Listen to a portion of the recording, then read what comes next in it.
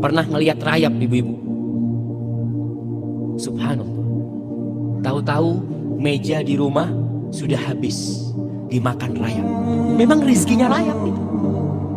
Nah, Allah mengatakan di dalam surah Hud ayat 6, "Wa ma min dabbatin fil ardi illa 'ala Allahi rizquha wa ya'lamu mustaqarraha wa mustawda'aha kullun fi kitabim mubin."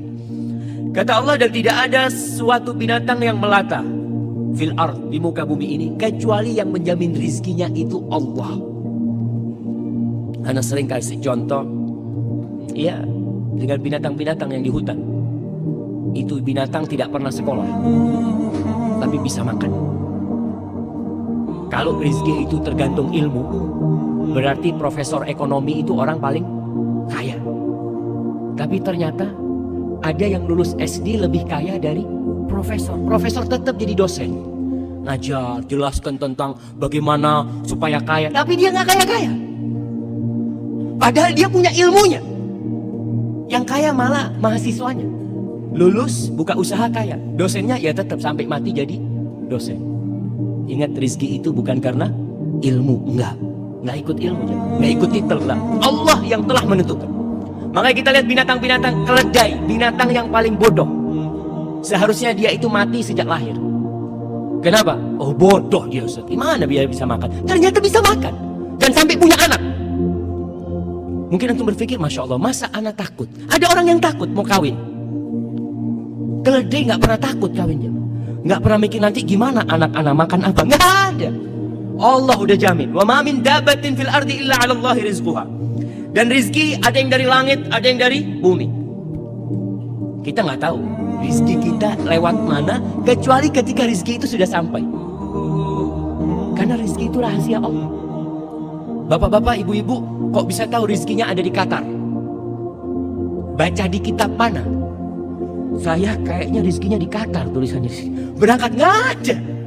Yang ada setelah sampai Qatar, oh ternyata rizki anak di sini. Setelah sampai.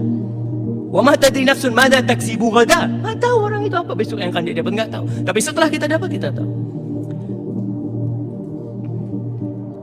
Ada kisah Asmu'i atau Asma'i.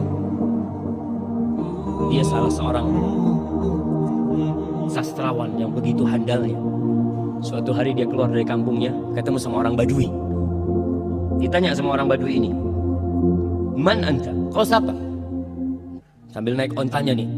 Asma juga naik onta. Qala min bani Asmu, aku dari Asma. Qala antal Asma'i, engkau Asma'i yang terkenal itu sastrawan. Qala iya, nah. Kau dari mana? Maksudnya ini datang dari mana? Qala min ardin yutla fiha kalamur rahman. Aku baru datang dari sebuah kampung yang di situ dibacakan firman Allah Subhanahu wa taala.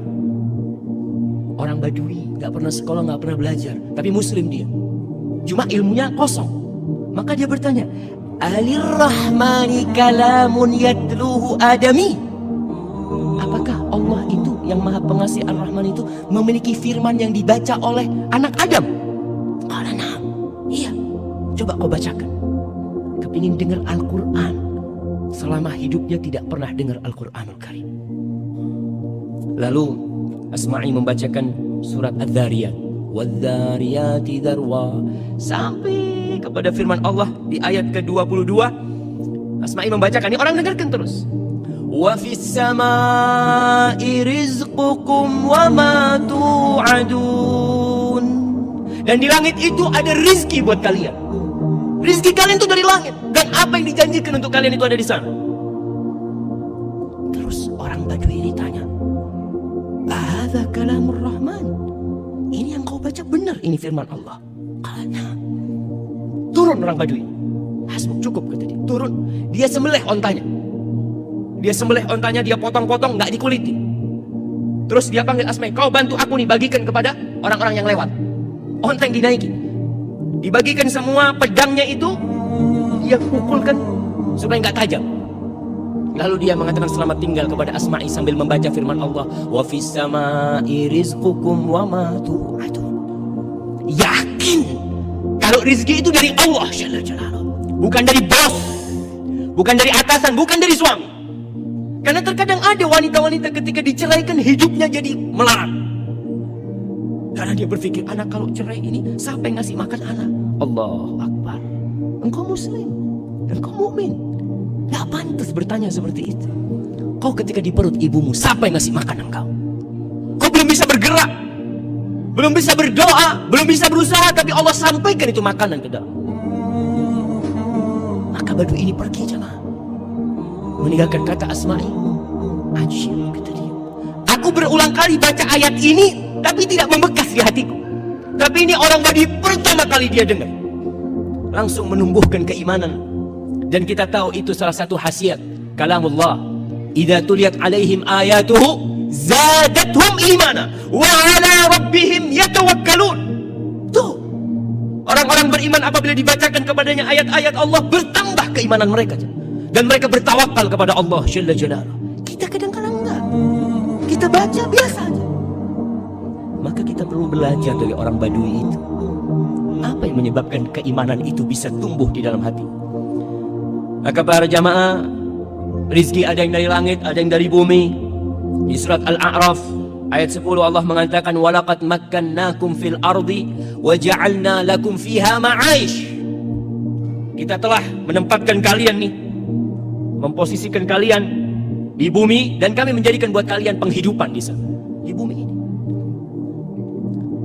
Dan ingat, rizki itu telah dibagi, nggak akan tertukar. Rizki itu bukan sandal. Kadangkala kita pulang dari masjid sampai rumah, ini sandal siapa yang anak pakai? Kok kayaknya kebesaran?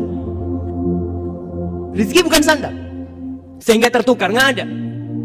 Makanya nggak perlu kadangkala orang punya usaha toko, tokonya sama-sama jualan sandal. Yang satu ketika melihat orang datang, ini masuk ke toko yang mana nih? Masuk ke toko sebelah. Allah, seharusnya itu ke sini seharusnya. Bukan. Memang dia ke sana rizkinya dia. Kalau rizkimu dia akan datang ke sana. Kalau tutup diketuk pintunya. Kalau itu rizki nggak bakal tertukar. Allah mengatakan, nahnu qasamna bainahum ma'isyatahum fil hayatid dunya. Di surat Zukhruf ayat 32. Nih kita kajian udah berapa ayat nih yang kita dengar. Tapi ada bekas enggak di diri kita? Kadangkala enggak. Maka kalau belum ada bekas, ayatnya ditulis, pulang dibaca. Mungkin penjelasan Ustadz kurang lengkap, kurang sempurna, sehingga tidak membekas di dalam jiwa.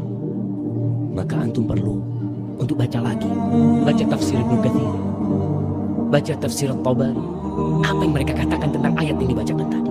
Kata Allah, kami yang membagi di antara mereka penghidupan mereka. Fil hayat, Allah yang bagi. Para jamaah, kalau pembagian rezeki itu diserahkan ke Bapak Dubes umpamanya, kira-kira antum dapat semua enggak?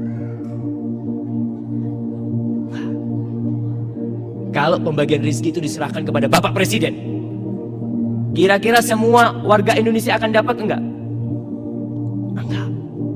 Antum lihat kadang-kala di kampung itu ada raskin, kalau diserahkan kepada Pak RT yang dapat siapa? Yang dapat siapa? Ya udah, kerabat-kerabat dia. Karena manusia nggak bisa, Allah yang bagi. Allah, kata Allah, nahnu, bukan kalian yang bagi. Karena kita itu punya sifat kikir, punya apa, tapi Allah itu karim, Allah jawad, subhanallah.